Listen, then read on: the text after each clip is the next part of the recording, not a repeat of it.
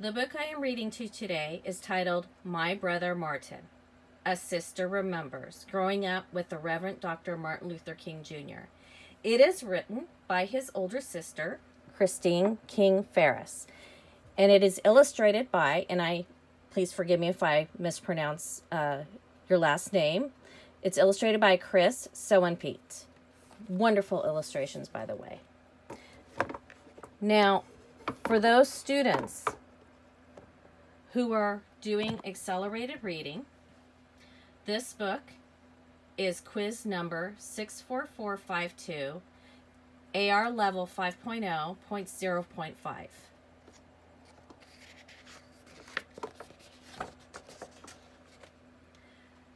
I have a dream that one day little black boys and black girls will be able to join hands with little white boys and white girls as sisters and brothers.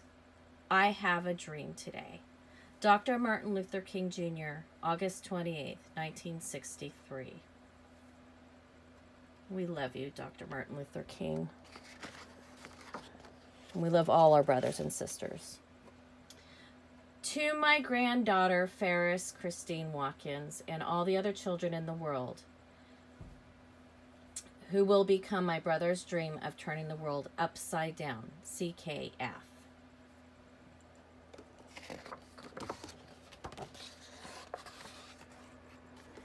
Gather around and listen as I share childhood memories of my brother, the Reverend Dr. Martin Luther King Jr. I am his older sister, and I have known him longer than anyone else. I knew him long before the speeches he gave and the marches he's led and the prizes he won. I even knew him before he first dreamed the dream that would change the world.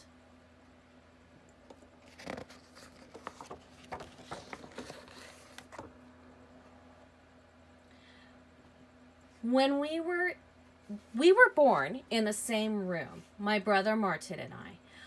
I was an early baby, born sooner than expected. Mother dear and Daddy placed me in the chiffre drawer that stood in the corner of their upstairs bedroom. I got a crib a few days afterward. A year and a half later, Martin spent his first night in that hand-me-down crib in the very same room. The house where we were born belonged to Mother Dear's parents, our grandparents, the Reverend and Mrs. A.D. Williams. We lived there with them and our Aunt Ida, our grandmother's sister.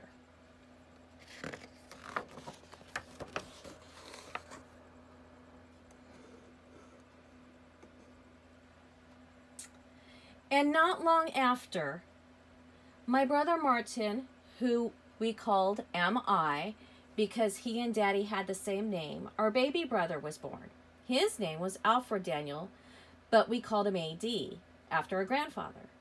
They called me Christine, and like 3 peas in a pod, we grew together. Our days and rooms filled with adventure stories and tinkered toys, with dolls and Monopoly and Chinese checkers.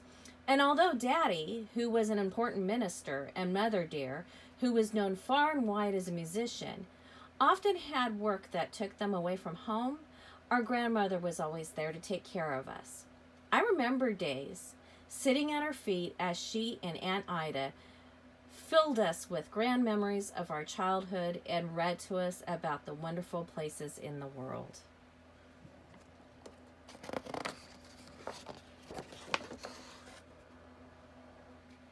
And of course,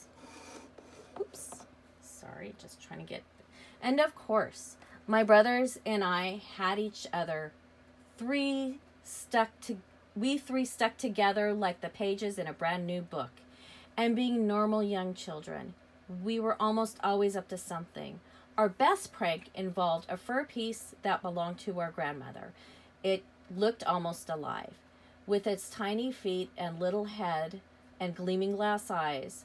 So every once in a while, in the waning light of evening, we tie that first piece to a stick, and hiding behind the hedge in the front of our house, we would dangle it in front of unsuspecting passer-by.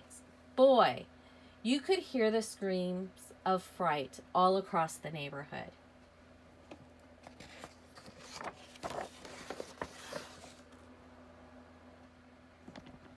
And then there was the time Mother Dear decided that her children should all learn to play piano.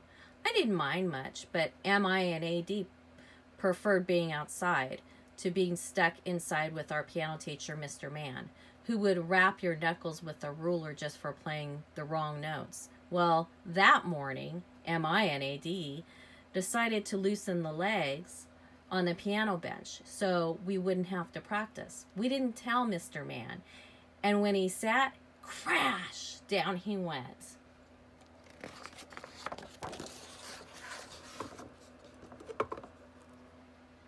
But mostly, we were good, obedient children, and MI did learn to play a few songs on the piano. He even went off to sing with our mother a time or two. Given his love for singing and music, I'm sure he could have become as good a musician as our mother had his life not called him down a different path. But that's just what his life did. Our brothers and I grew up a long time ago, back in a time when certain places in our country had unfair laws that said it was right to keep black people separate because our skin was darker, and our ancestors had been captured in far-off Africa and brought to America as slaves.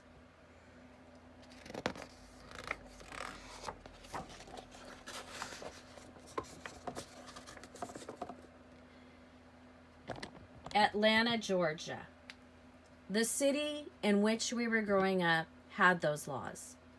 Because of those laws, my family rarely went to the picture shows or visited Grant Park with its famous cyclorama. In fact, to this very day, I don't recall ever seeing my father on a streetcar because of those laws and the indignity that went with them. Daddy preferred keeping MI, 80, and me close to home, where we'd be protected. We lived in a neighborhood in Atlanta that's now called Sweet Auburn. It was named for Auburn Avenue, the street that ran in front of our house. On our side of the street stood two-story frame houses similar to the one we lived in. Across it crouched a line of one-story row houses in a store owned by a white family.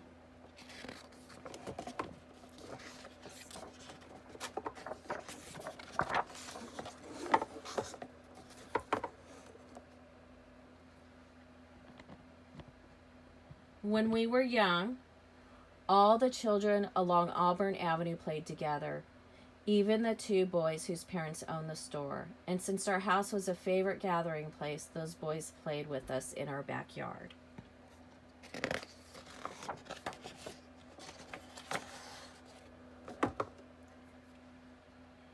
And ran with MI and AD to the firehouse on the corner where they watched the engines and firemen. The thought of not playing with those kids because they were different, because they were white and we were black, never entered our minds.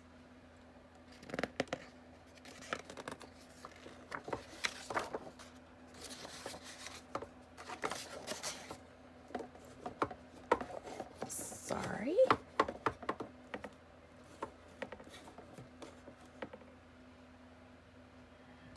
Well, one day, MI and AD went to get their playmates from across the street, just as they had done 100 times before.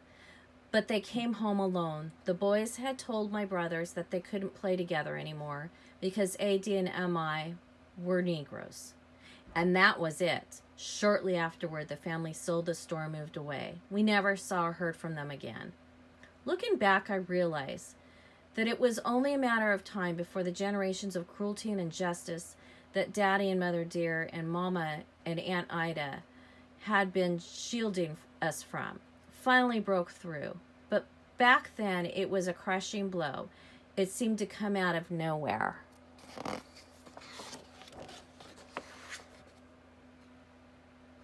Why do white people treat colored people so mean, MI asked Mother Dear afterwards. And with me and MI and AD standing in front of her trying our best to understand, Mother Dear gave the reason behind it all. Her words explained the streetcars our family avoided and the whites only sign that kept us off the elevator at City Hall. Her words told why There were parks and museums that black people could not visit, and why some restaurants refused to serve us, and why hotels wouldn't give us rooms, and why theaters would only allow us to watch our picture shows from the balcony. But her words also gave us hope.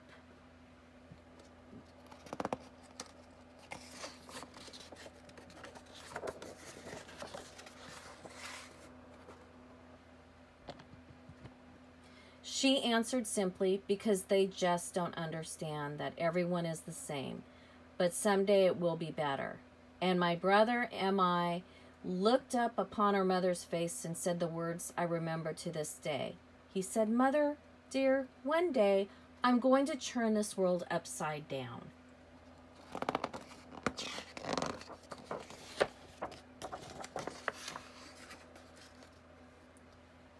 In the coming years, there would be other reminders of the cruel system called segregation that sought to keep the black people down.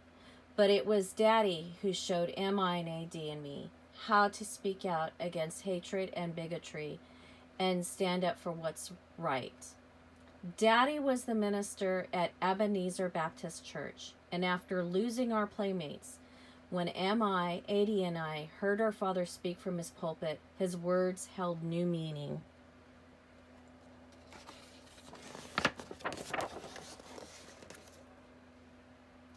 And Daddy practiced what he preached. He always stood up for himself when confronted with hatred and bigotry, and each day he shared his encounters at the dinner table. When a shoe salesman told Daddy, and M.I. that he'd only serve them in the back of the store because they were black, Daddy took M.I. somewhere else to buy new shoes. Another time, a police officer pulled Daddy over and called him boy. Daddy pointed to M.I. sitting next to him in the car and said, "This is a boy. I am a man. And until you call me one, I will not listen to you." These stories were as nourishing as the food that was set before us.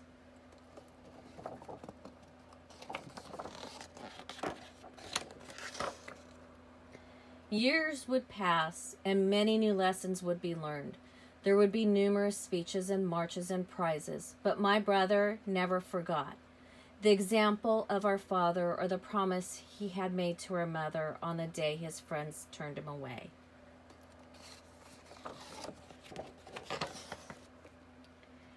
And when he was much older, my brother, M.I., dreamed a dream.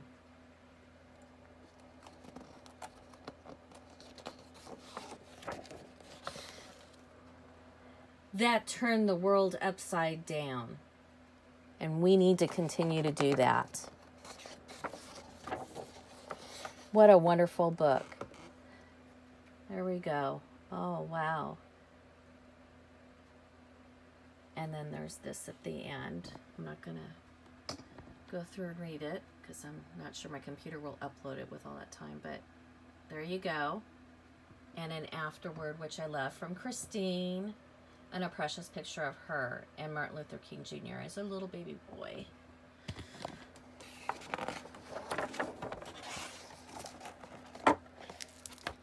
Thank you for joining me in reading this very, very special book.